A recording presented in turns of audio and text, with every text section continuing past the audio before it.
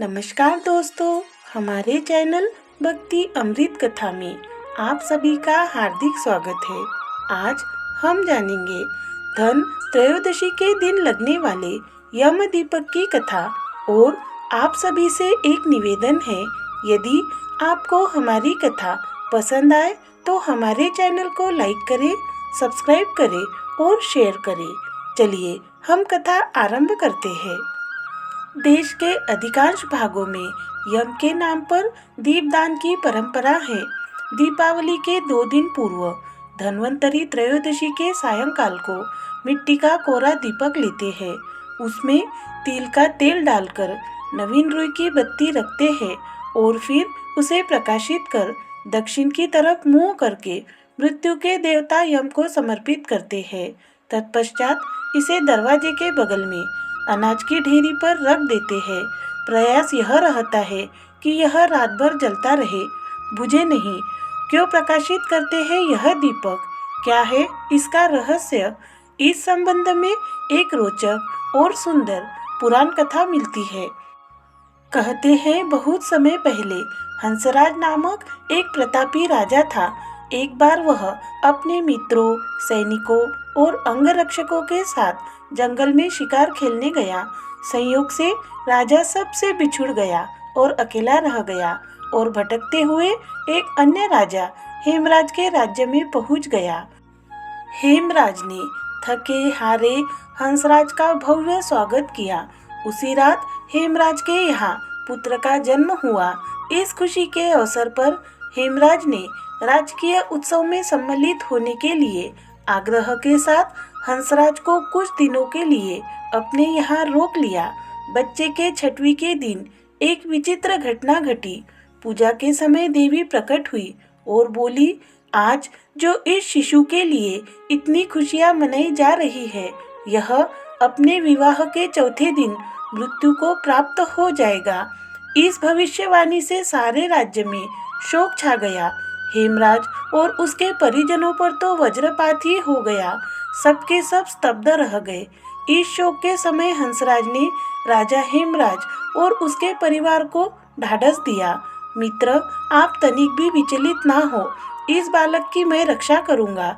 संसार की कोई भी शक्ति इसका बाल बाका नहीं कर सकेगी।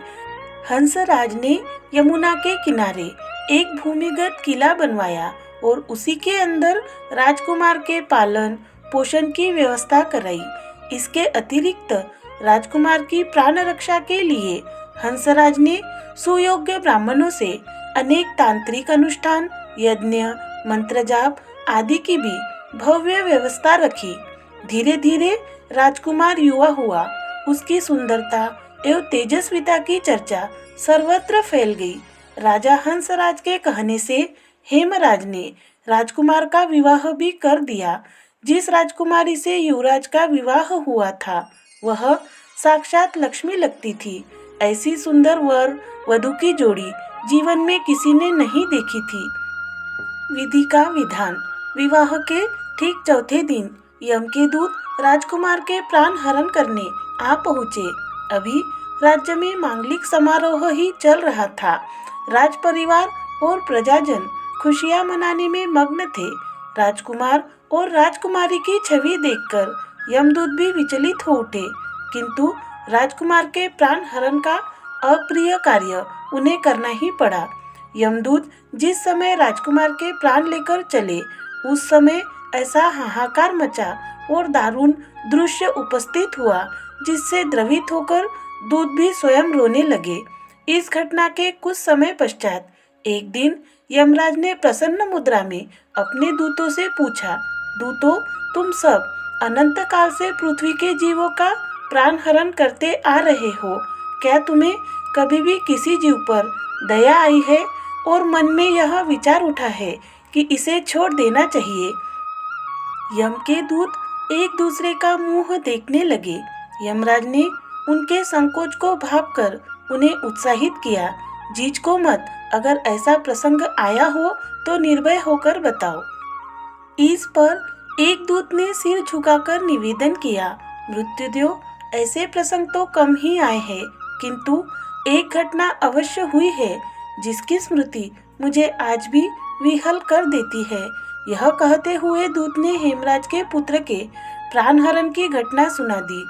इस दुखद प्रसंग से यमराज भी विचलित हो उठे।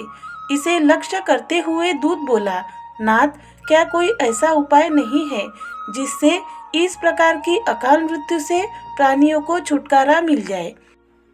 इस पर यमराज ने कहा, जीवन और मृत्यु सृष्टि का अटल नियम है तथा इसे बदला नहीं जा सकता, किंतु धनतेरस को पूरे दिन का व्रत और यमुना जी में स्नान कर धन्वंतरी और यम का पूजन दर्शन अकाल मृत्यु से बचाव कर सकता है। यदि यह संभव न हो तो भी संध्या के समय घर के प्रवेश द्वार पर यम के नाम का एक दीपक प्रज्वलित करना चाहिए। इससे असामयिक मृत्यु और रोग से मुक्त जीवन प्राप्त किया जा सकता है। इसके पश्चात से ही धनतेरस के दिन धन्वंतरी के पूजन और प्रवेश द्वार पर यम दीपक प्रज्वलित करने की परंपरा है। जय श्री कृष्ण। राधे राधे।